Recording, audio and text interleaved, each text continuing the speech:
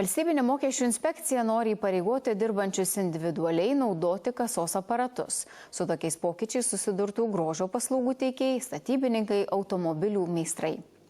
Mokesčių inspekcijos teigimu pokyčiai padėtų surinkti daugiau pajamų į biudžetą ir mažinti šešėlį. Tačiau besiverčiantys individualia veikla tuo abejoja. Kosmetologas Robertas grynųjų iš klientų nepriima jau 10 metų. Už paslaugas gyventojai gali atsiskaityti tik banko kortele arba bankiniu pavedimu. Patogu, iš karto čekį gali nusiųsti klientį ir tiesiog savęs nevarginti. Ir gryni pinigai yra tas dalykas, kuriuos visą laiką norisi išleisti. Kosmetologas pripažįsta, ne visi kolegos sudaro galimybę atsiskaityti banko kortelę. Tai dažnai būna ir pats naudojasi paslaugomis eidamas kaip vartotojas šių paslaugų, tai tikrai būna, kad tenka sumokėti ir grynais. Kad paslaugos būtų teikiamos skaidriau, mokesčių inspekcija užsibrėžia mažinti šešėlį.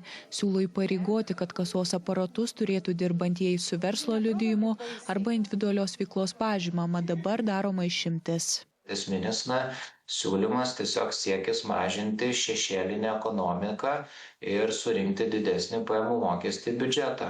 Pasak būsimojo mokesčių inspekcijos vadovo, įpareigoti būtų tik tie paslaugų teikėjai, kurie dirba stacionariose vietose.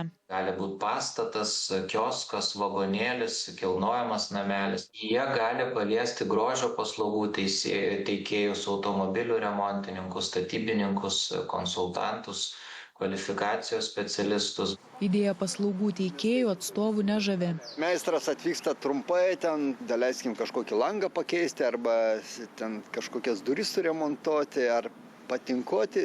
Tikrai tas žmogus neturės kasos aparato ir jam reikia dar papildomai žinių, kaip to aparatu naudotis. VMI turėtų susirūpinti ne tais, kurie dirba legaliai ir kurie surenka mokesčius ir sumoka, o tie, kurie dirba nelegaliai, nes labai daug yra dirbančių nelegaliai jau viešai. Po užraktu.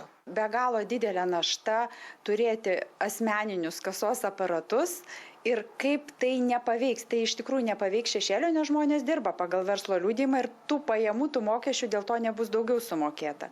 Ir kelia klausimą, ar pokyčiai nepridarys daugiau bėdos nei naudos. Aš kaip galvoju, ar nepastumės daugiau žmonių eiti į šešėlį dar labiau ir nerodyti tų mokesčių.